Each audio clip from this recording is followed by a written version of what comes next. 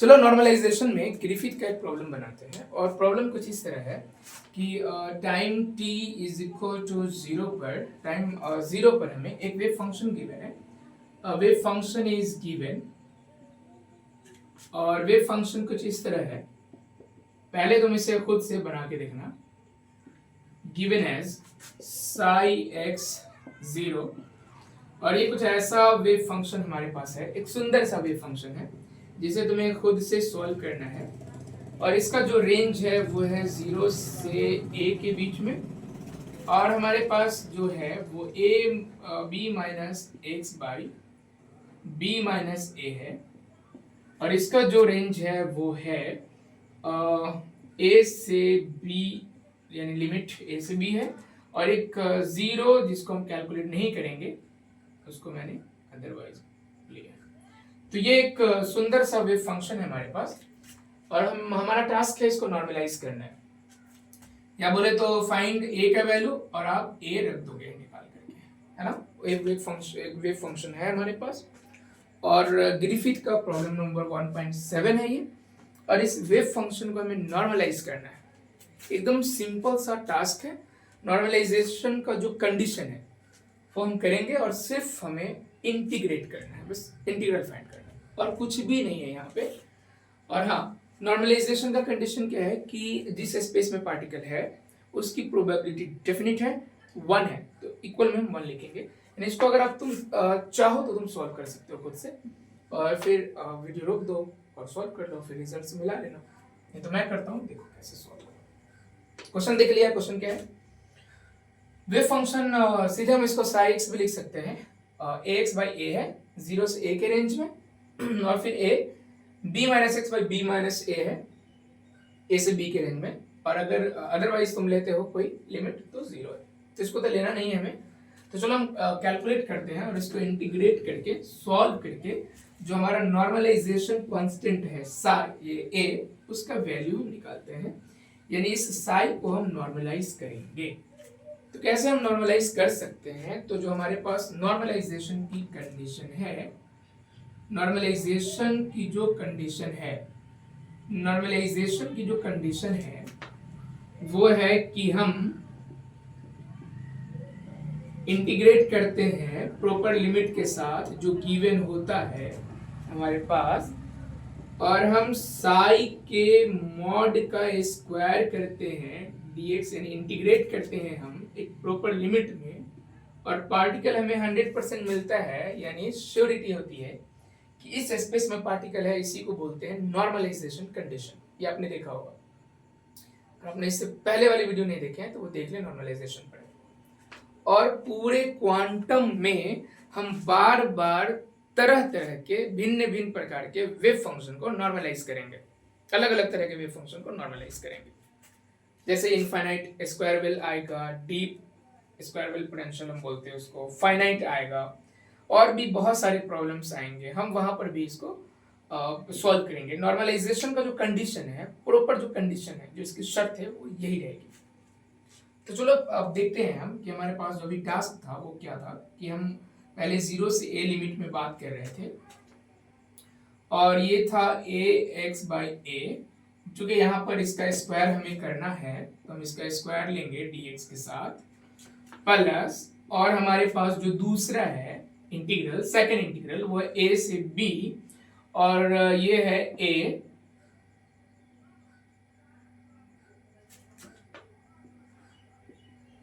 x minus b by x minus a।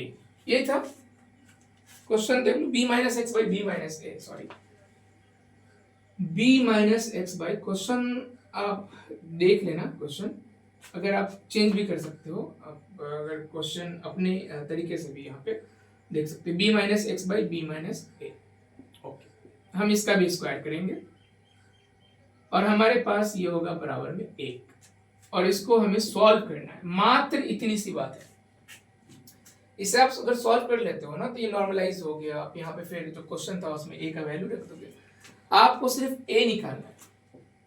और ये एक नॉर्मल सा इंटीग्रेशन है जो हम हाई स्कूल में पढ़ते हुए आए हैं, मतलब बहुत बेसिक सा इंटीग्रेशन। इसे तो आप बहुत आसानी से कर लोगे। यहाँ पर आपको सब्स्टिट्यूशन मेथड यूज करना पड़ेगा। तो ऐसा करते हैं, अगर आपको करना है खुद से तो आप खुद से कर सकते हो। तो हम यहाँ पर दो इंटीग्रल करके बात करेंगे, first integral and second integral. तो पहले हम फर्स्ट इंटीग्रल की बात करें। अच्छा, एक स्टेप और मैं यहाँ पे लिख देता कि इसमें से हम क्या बाहर ले सकते हैं। तो अगर हम इसको देखें तो ए स्क्वायर हमारा कॉमन है। ए स्क्वायर को अगर हम बाहर लिखें तो हमारे पास बचता है 0 से ए। एक स्टेप और मैं इसको सॉल्व करना चाहूंगा।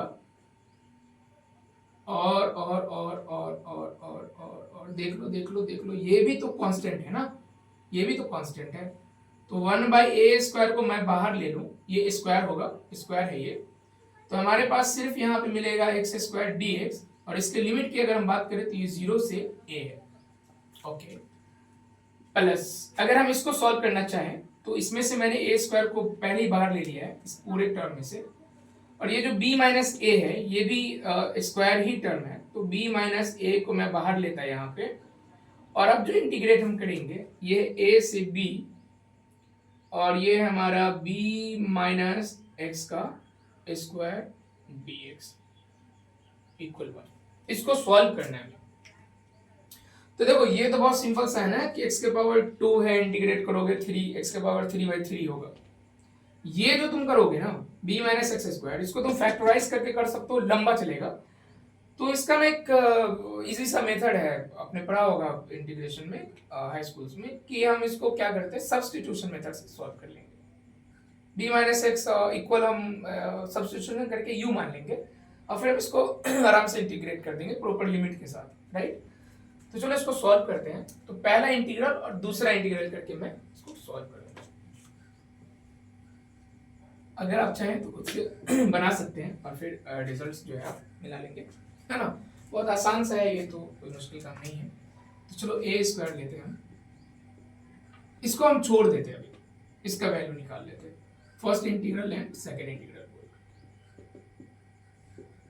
फर्स्ट इंटीग्रल की अगर हम बात करें तो इसकी जो लिमिट है वो है 0 से a, और हमारे पास है x² dx। बस इसको सॉल्व करना है।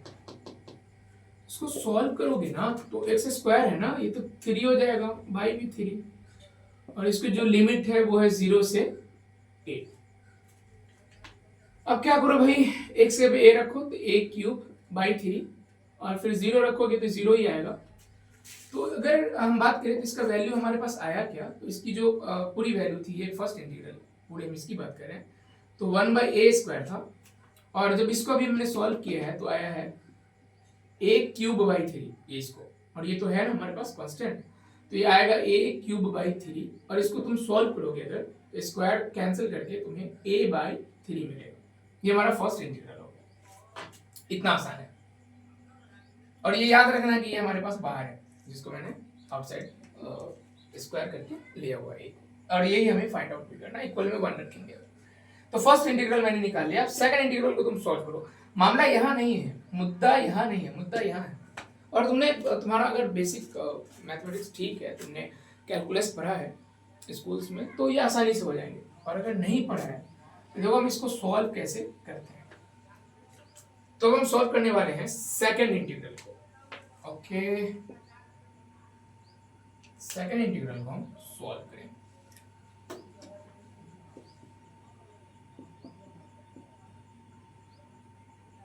सेकंड इंटीग्रल को सॉल्व करेंगे। सेकंड इंटीग्रल है हमारा a to b minus x² dx अपने प्रॉपर लिमिट के साथ, और ये b माइनस a² बाहर है, राइट। इसको हटा देता। क्या तुम इसे सॉल्व कर सकते हो? करना चाहो तो करो। तो यहाँ पर ना सब्स्टिट्यूशन मेथड हम यूज करेंगे, और मान लेंगे हम कि ऐसा कुछ b minus x equal u ले लेंगे।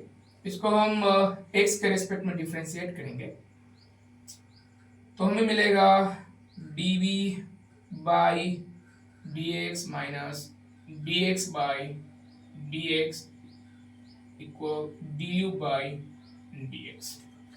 थोड़ा और अगर हम इसे सॉल्व करें तो हमें मिलेगा du बाई dx की अगर हम बात करें तो dv by d x zero हो जाएगा क्योंकि b कांस्टेंट है, b कांस्टेंट है। देन हम यहाँ पे ये कह सकते हैं कि b जो है b इज कांस्टेंट, तो इसका जो वैल्यू है ना b इज कांस्टेंट, तो dv बाई जो dx है ना ये हो जाएगा जीरो। तो यहाँ पे हम जीरो ले लिए और फिर यहाँ मिलेगा मुझे d x by d x one होगा। तो आपको ना एक वैल्यू यहाँ पे मिलेगा d by d x minus d x by d x is equal to, कैसे किया मैंने,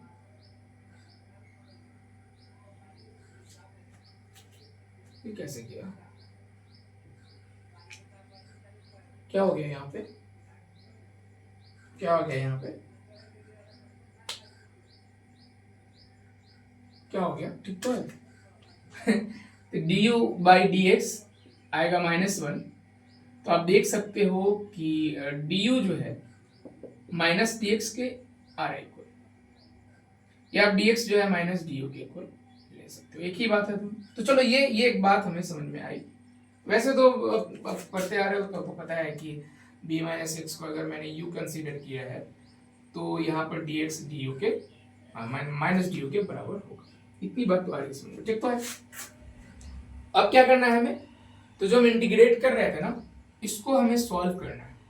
तो b माइनस एक्स को मैंने क्या माना हुआ है u, तो यहाँ पे u स्क्वायर होगा और dx के पे होगा माइनस du, और लिमिट जो है इसकी लिमिट मैंने a टू b लिखी है, लिमिट इसकी क्या होगी, तो लिमिट भी हमें निकालना पड़ेगा, लिमिट भी हमें निकालना पड़ेगा। ओके ओके ओके, तो मैं फर्स्ट इंटीग्रल को अभी रिमूव करता हूँ, a बाई 3 आया है, आप इसे याद रखना इस रिजल्ट।